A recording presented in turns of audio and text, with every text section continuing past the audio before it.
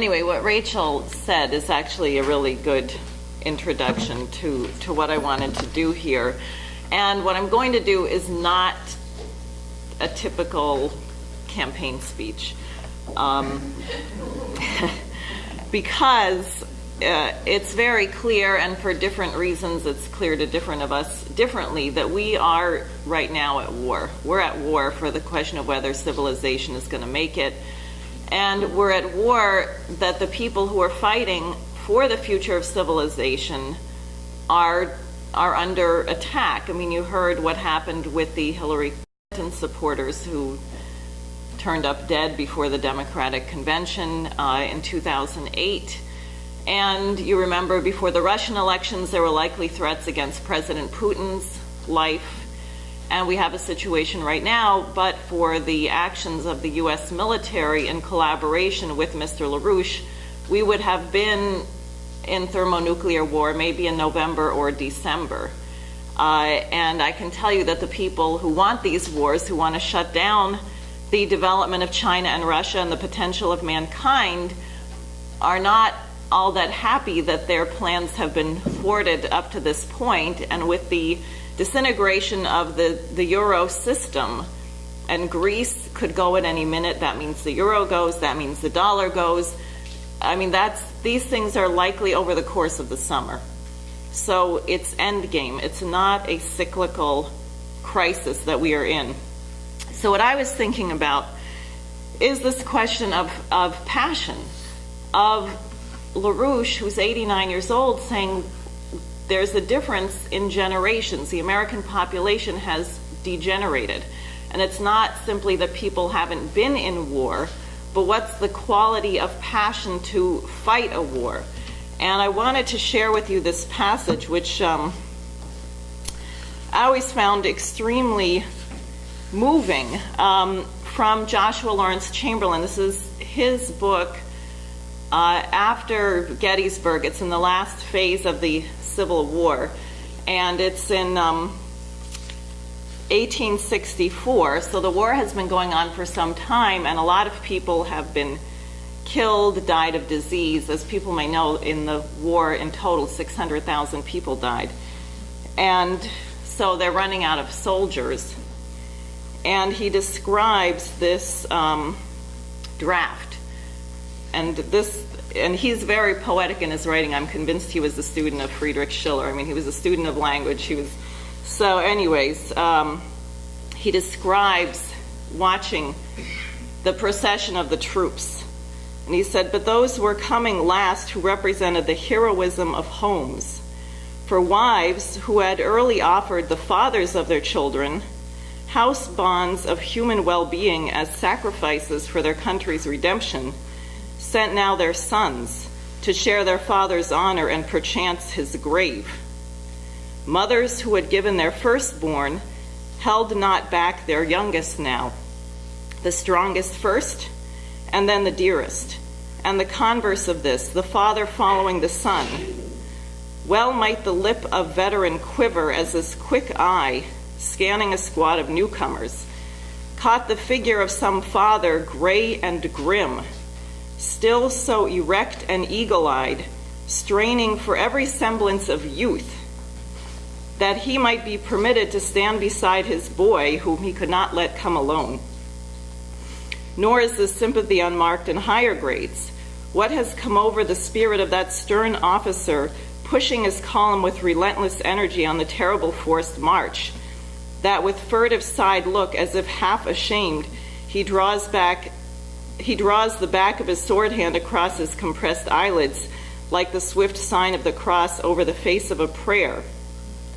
He has turned in his saddle to order the ambulance or his own headquarters wagon to pick up from the trodden wayside some fallen, fainting boy, overweighted by the heavy armor of his country's defense, whose soul has carried him already far beyond his body's strength. Some home-loved boy, and so soon, so nearly lost. God help us all." So this description after 4 years of bloody war, and people say, "I'll give the last of my family." And you think about, I was struck because LaRouche had been asked some years ago, and actually it might have been longer ago than I think because people didn't remember it, who I spoke with, but someone said to him, well, who is your heir? Who's going to lead this organization if you die? And he had said, well, in the course of history, if you look at this idea of heirs, it doesn't seem to have worked out all that well. That people have their only child or they have their chosen successor, and things don't usually work like that. And what he said is that given the nature of the crisis, either we're going to lose civilization, we're going to have a dark age, and I will have no heirs, or we're going to win this fight and I will have many heirs. And that's the identity. I mean, that was obviously the identity of these families. Their entire genetic succession could have been wiped out in the war, but they knew that there was a higher principle of the nation and identity for which they were prepared to give not only their own lives, but the entire future of their family. So I was thinking about this and what came up on the weekly report, which is what Rachel was talking about, which is this question of time. And there were a couple things that LaRouche said. I don't know if people heard the last one. One thing that he said, which is that you can tell that people are degenerate by what kind of music they listen to. We're going to look at that a little bit. Yeah, and the other thing was I was thinking about this, and I had read not that long ago Moses Mendelssohn's Phaedon on the immortality of the soul, and the question of really what is the identity of a human being. And it really is an interesting question. Now, for people who don't know, what the Phaedon deals with is it's Moses Mendelssohn, who is a real student of the human mind, many years later looking at the dialogue of Plato, which is at the end of the life of Socrates, where Socrates has been convicted in a biased court of corrupting the youth, and he refuses to grovel and beg for mercy and do the things that other people do, and he refuses to offer big sums of money and escape because he places a certain value on the idea of government and his own life. And so his students, he agrees to the punishment, which is to take hemlock, to swallow hemlock and be poisoned. And his students, of course, are very disturbed about this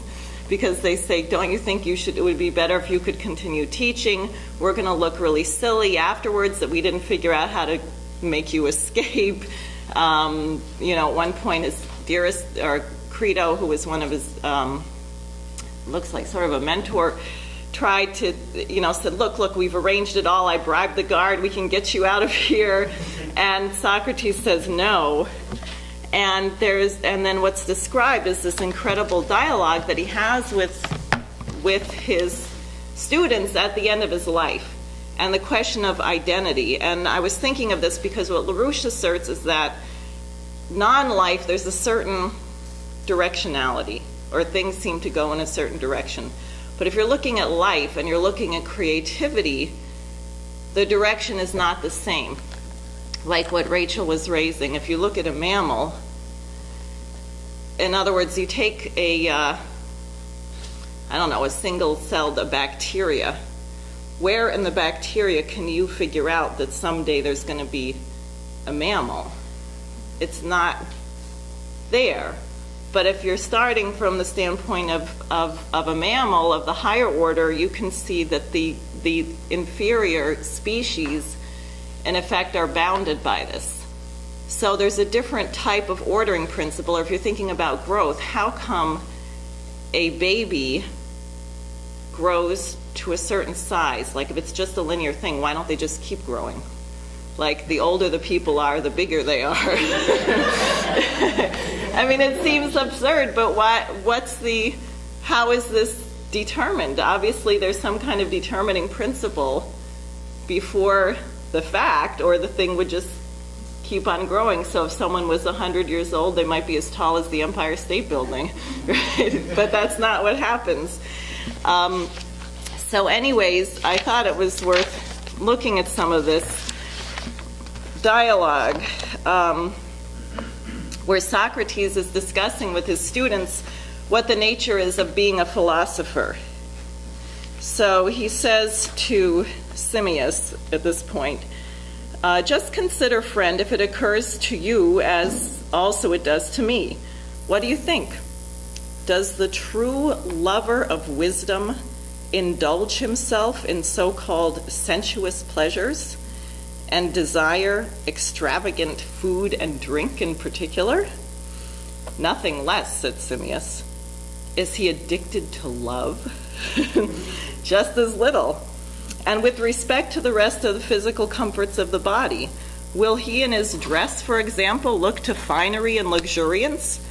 Or will he be content with what is necessary and disregard that which is unnecessary? Whatever one can manage without, said Simmias, the wise don't trouble about. Don't we actually want to say, continued Socrates, that the philosopher tries to dispose with all unnecessary cares of the body in order to be able to tend to the soul with more care? So that's one question. He says later, doesn't the body often hinder the one who loves wisdom from his meditation? And will he be able to promise himself notable progress in wisdom if he has not learned to transcend sensuous objects?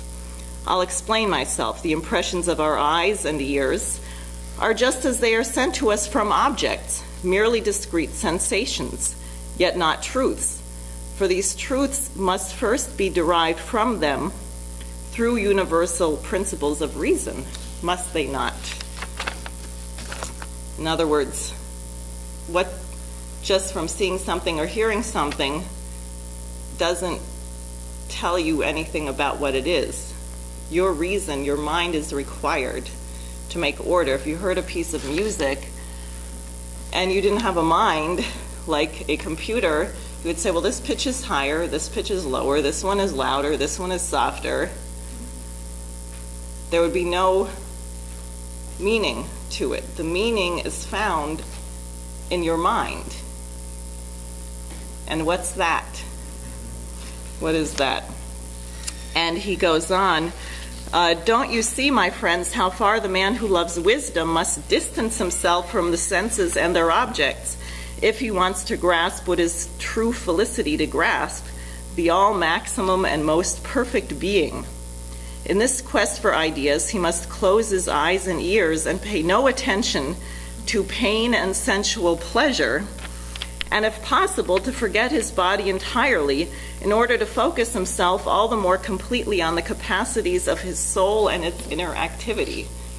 Now think about what happened to the United States in the 60s. After Kennedy was assassinated, Bobby Kennedy was assassinated, the Vietnam War, the environmentalist movement. Now what do people say? Oh, you have to look out for yourself. They say, what do you think? No, how do you feel? Right? Feelings. Now, how many massage therapists are there right now in the United States? How many were there in 1960? We have become a society obsessed with feelings. People say, oh, don't do that. If you don't feel comfortable, don't do it. Well, no wonder. So, and then this is really fascinating, because the question of where is Socrates' identity? Where is an identity for someone who has courage to fight? And he describes, he says, if a child could think in the mother's womb, would it be possible to persuade it that one day it would be cut from its umbilical cord and would enjoy the refreshing light of the sun in free air? Would it not believe itself rather to be able to prove from its present circumstances the impossibility of such a situation? Right? And he says, and we imbeciles, do we think any more reasonably if we, imprisoned in this life, want to be able to account by our experiences what would be possible for nature to do after this life likewise? One single look into the inexhaustible multiplicity of nature can convince us of the unreasonableness of such a question. How poor, how weak the soul would be if its capability couldn't reach beyond our experience.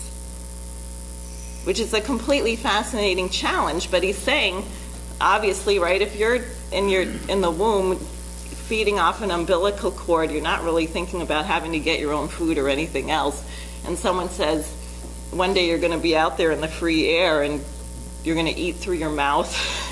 Things that, I mean, it's unimaginable.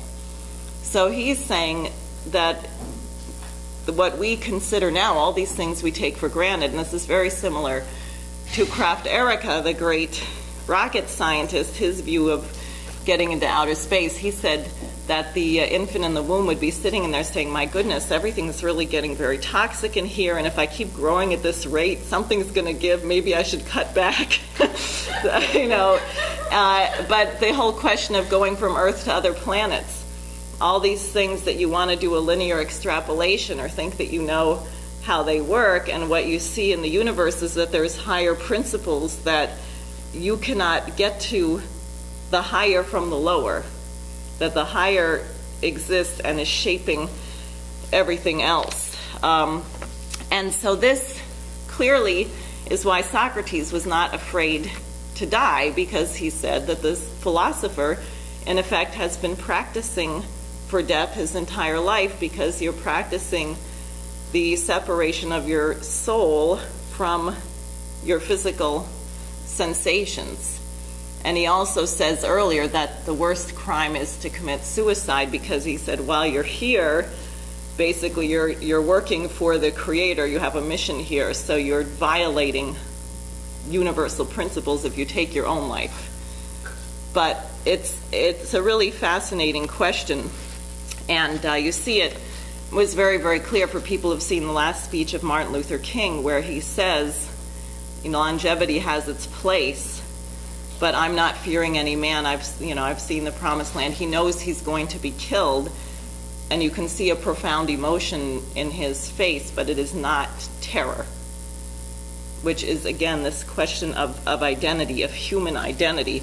And the opposite of this is what you find in Aristotle, what people have heard, this expression tabula rasa, which is the idea that you're born, you don't know anything, and what happens is these experiences happen to you, and then based on these experiences, you learn certain things and you become who you are, and it's this very linear. And given such a view, you could never hold a human being accountable for right or wrong, because you'd say, no, you don't have an innate sense of justice. It's just what happened to you. It's just a pile of experiences. So what I wanted to do for the rest of this is a little bit of challenge, because the question of music, you can see this very, very clearly, and people may know that Mozart always said that he could hear the entire composition in his mind before he wrote the first note. So in his mind was the entire composition, and then he had to put, the details down on paper for people afterwards, or for people to appreciate the developing. And it really made me think of this whole question of the reverse direction of life and creativity, or what Rachel said, an infant coming into being comes from the future, doesn't come from the past, comes from the future. So we're just going to listen to a couple things, and we're going to start actually with Mozart, and I'm not going to talk about that too much, sorry. This is not what we're going to listen to. Although it's a gorgeous Schubert piece, which my theory is that it was actually written for trombone.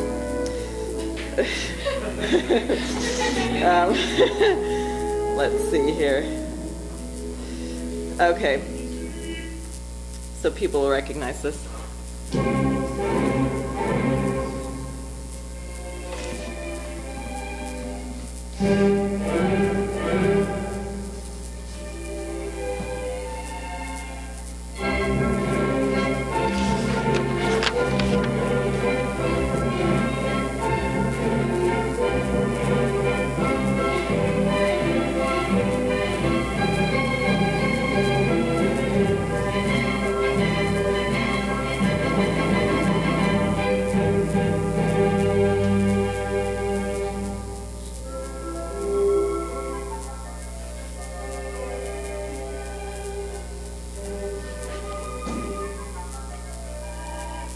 deposit. So when you hear that, you almost feel like you could sing along, even though you may not be an expert in the symphony, you may not know it, but there's something about the way that it's composed where you feel like you know it. And that's Mozart. That is the genius of his composition, that it's completely together, and when it ends, you know when you're at the end. And if someone plays a wrong note, you know that you've heard a wrong note, even though you may have never heard the piece before. So why is that? What's he working with now? We're going to listen to something else. I'm sorry. I'm sorry to do this to you, but I want you to hear it. Where? Okay. All right. Has to be pretty loud. This is really soft. Turned up.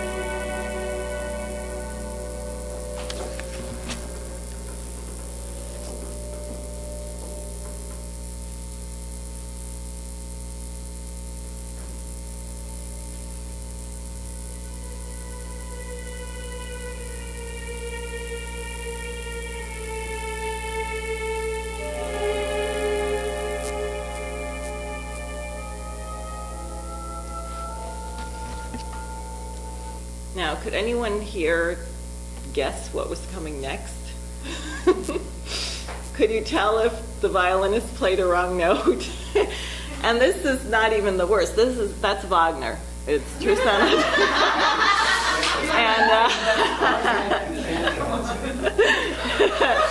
No, and Wagner was totally into the senses. I mean, he was crazy. Like, he didn't like corners. He didn't like to see where walls intersected.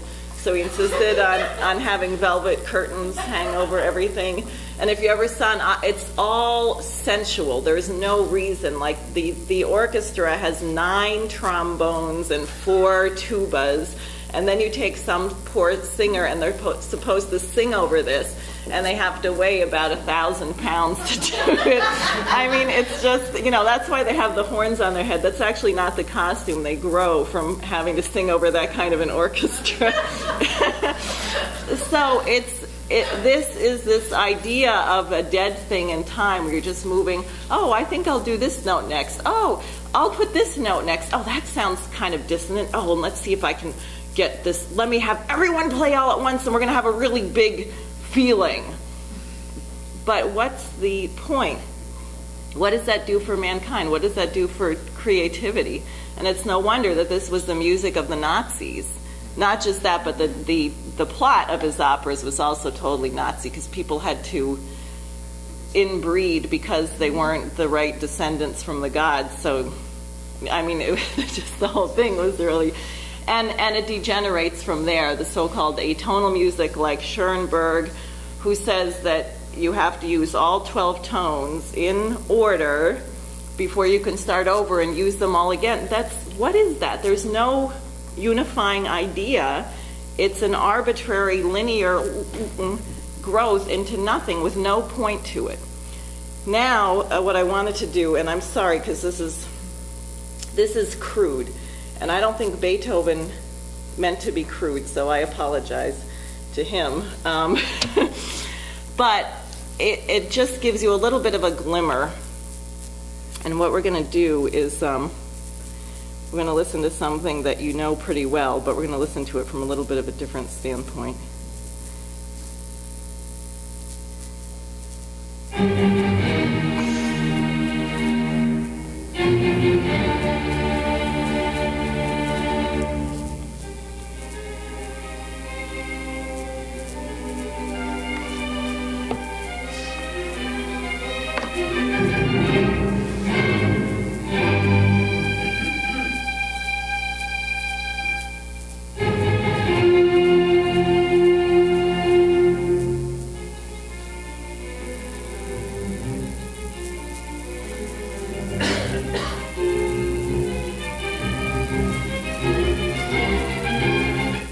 Okay, now, there is a very, very simple idea to this symphony, which people hear da-da-da-dum, right?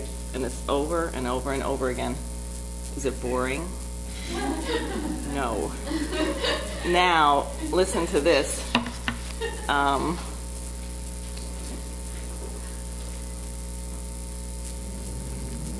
This is another movement of the same symphony.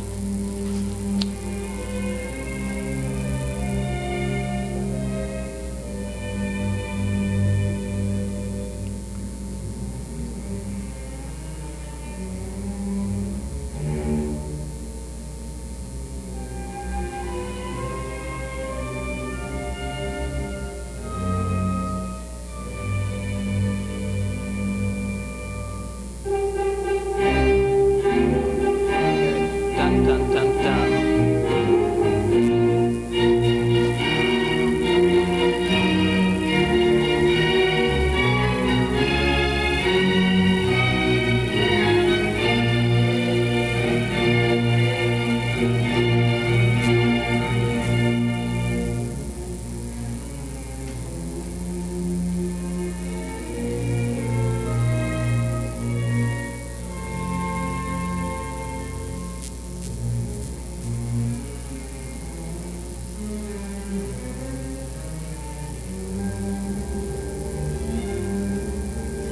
You can hear some of the instruments doing the same thing.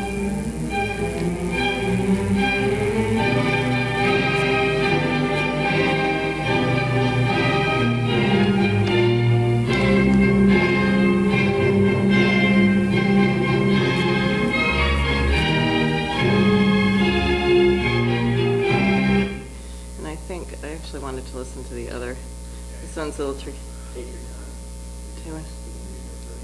Okay. Let me hear this. Yeah, here, this one. Now you gotta find it.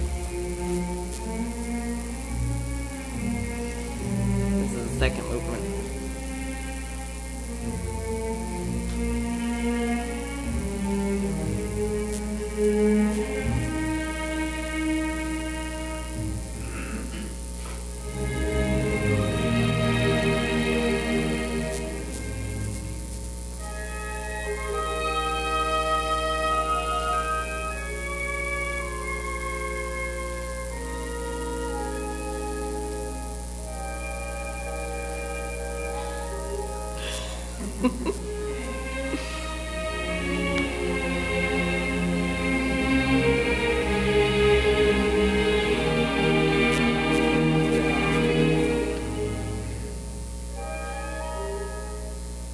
And you'll hear it, it's really stretched out.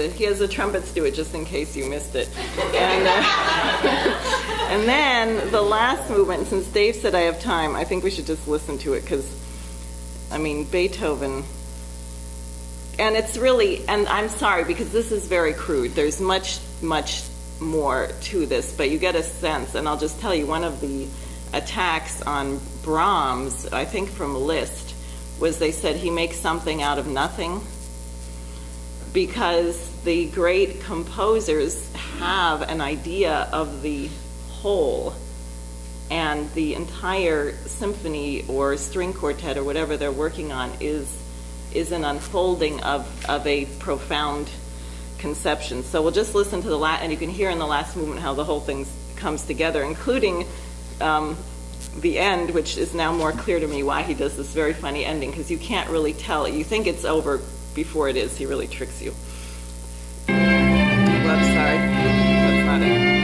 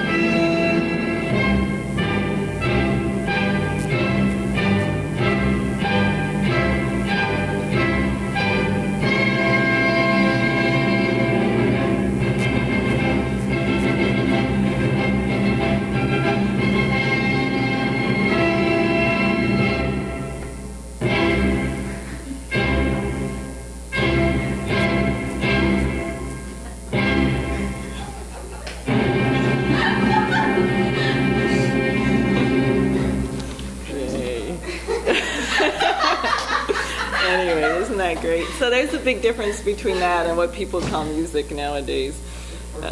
Yes, I think so. Yeah. Anyway, but so you think about what you heard at the beginning of the symphony. Obviously, the end was in his mind from the beginning, and the end gave you the thing that you know that's so famous from the beginning, but that wasn't really the idea of the symphony. So that's anyway, that's what I wanted to get across, a very ticklish idea that's hard to express about our identity and what we have to accomplish. That's what I have.